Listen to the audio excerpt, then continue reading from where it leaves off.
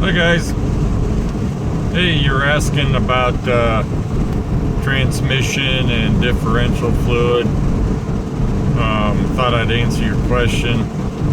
Tooling down the road for my project, going to the office, so I'm out in the middle of Nowheresville here. Yeah, okay. So originally GL1 was what was spec'd for the transmission and transfer case and differential, but that's old technology. You know, back then a vehicle, if it lasted 50,000 miles before all the guts had to be redone, that was doing pretty good. So oh, they got my road blocked up here. Bummer. Okay, we'll have to take a detour, I guess. So yeah, technology has changed, and things have improved considerably. And one of the big things is they figured out they could put phosphorus in oil that acted as a wear surface.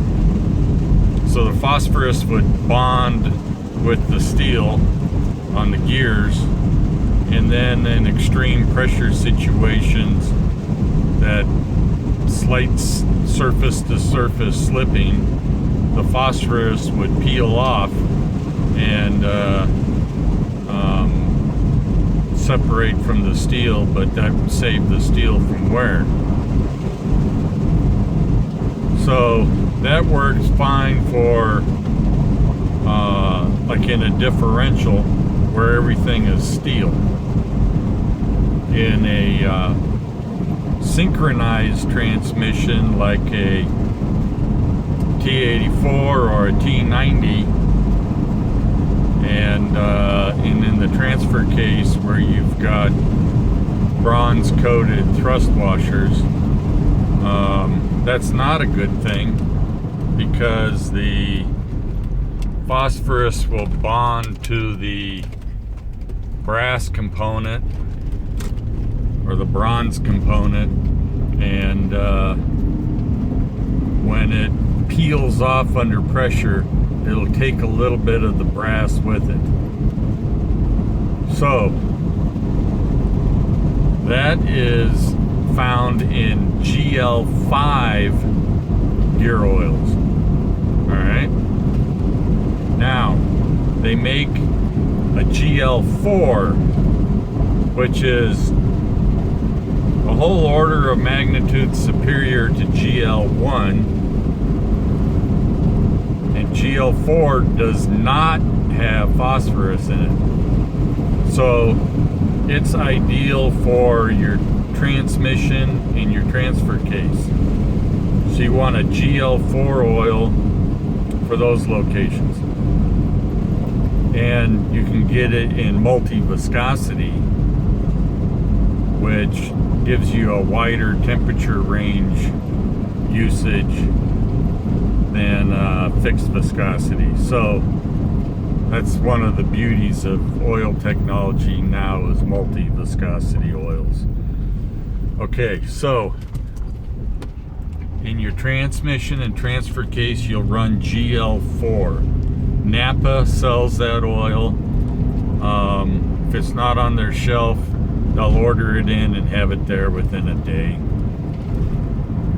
But don't be fooled by a oil that is marked GL5/GL4 that they're saying it applies for both applications. That's false. Yeah, you could use it, but you're going to get that wear on the brass components. So don't do that. Okay, now your differentials have that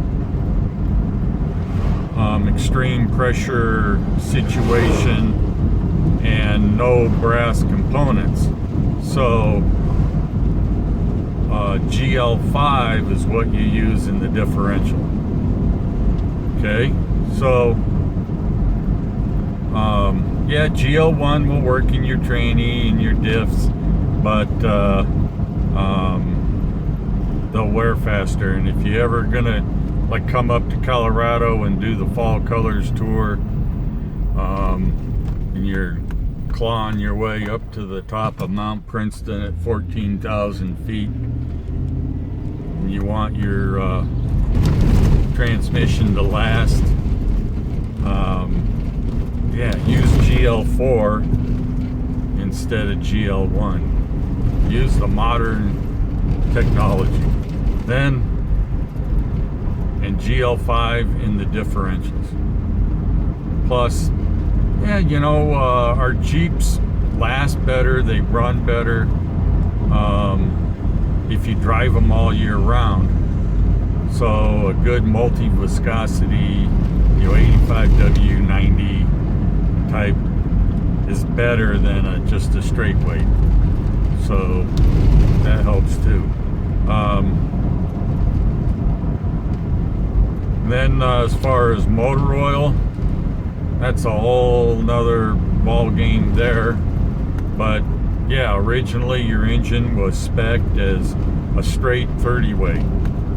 Well, over the years your engine would slowly gum up, and your rings wouldn't be able to move and do all the stuff they're supposed to do.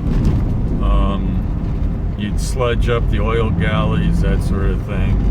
And so that's why they created detergent motor oils, to solve those problems. So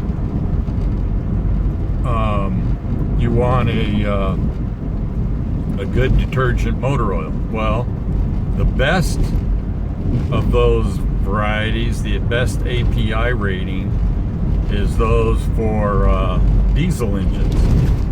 Diesel engines require more scrubbing of the oil and containment of particulates.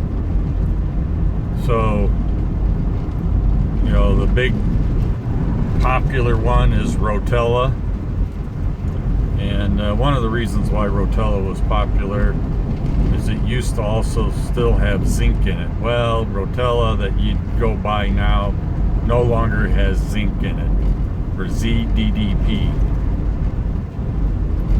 ZDDP was added to oils for years and years to lubricate your flat tappet against the camshaft lobe, save the camshaft lobe from wearing off. So get a good diesel motor oil with ZDDP, or there are some classic car motor oils that have a high level of zinc in them, and they work well too. But the downside of those is they don't have the particulate encapsulation properties that a zinc or a diesel oil has. So use the diesel oil, add ZDDP, and get the multi-viscosity in 15W40. That way when you fire your Jeep up in the dead of winter, it won't moan and groan for 15 minutes while the oil warms up, and it'll start easier, and then you can continue to use it in that foul weather. And it provides a higher level of protection when you have that hot day and you're working the Jeep hard. So that 40 weight level in the viscosity gives you that protection. So yeah, I could spend an hour talking about multi-viscosity, but trust me, it's far superior to straight weight oils.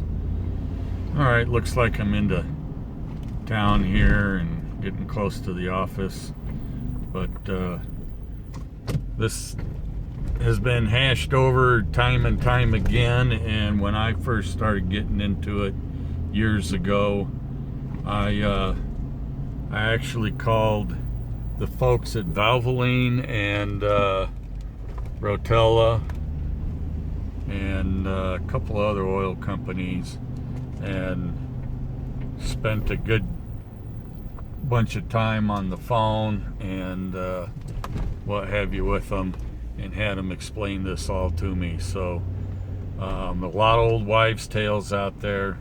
Don't fall for that. Oh, and for whatever you do, don't use any Marvel mystery oil that has Stoddard solvent in it. That's just destroying your oil's properties. Or STP, back when I used to do a lot of engine building, that was a popular thing to add STP, and that's a disaster for your motor. That's a trick for used car salesmen to quiet a motor down for a while until they get the thing sold. But if you ever opened up an engine full of STP, had been using it for a while, you see the huge negatives. So anyway, I'm at the office, so I hope that helps, and have some happy Jeeping.